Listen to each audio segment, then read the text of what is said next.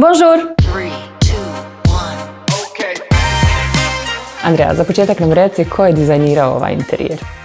Interijer i dizajn potpisuje Studio Spatium i arhitektica Neira s kojom sam zajedno sarađivala na izradnji ovih rendera i cjelokupnog dizajna, ali ona, hvala joj što je bila tu za sve moje ideje i što je bila jako otvorena i fleksibilna. Super. A sa koje 3 riječi bi evo opisala ti svoj prostor? Šareno, veselo i cozy. A kada si radila pripremu interijera, koji komad namještaja ti je bio must have koji moraš imati tu? Ja mislim da su to lusteri, definitivno. Složit ćemo se. Da, lusteri su zvijezda. Andreja, hodnik nije nekako prvi kadar stana. Šta si ti željela da on kaže? Htjela sam da se odmah poželi dobrodošlica, da ljudi odmah shvate da su došli u jedan veseli stan. Tapete na stropu. Šta nam imaš reći za ovo?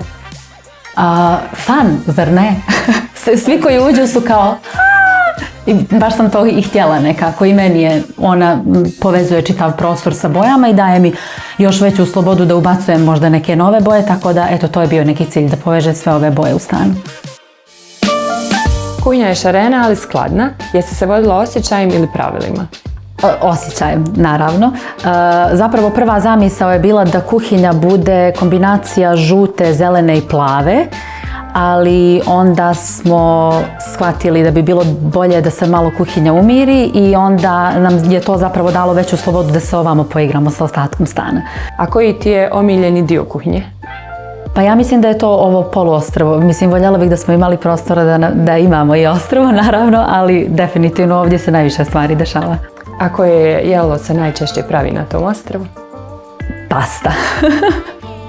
Roza komoda, nepravilni oblik ogledala, cool, a sve opet odiše nekako spa vibe-om. Je li ti to bio i cilj?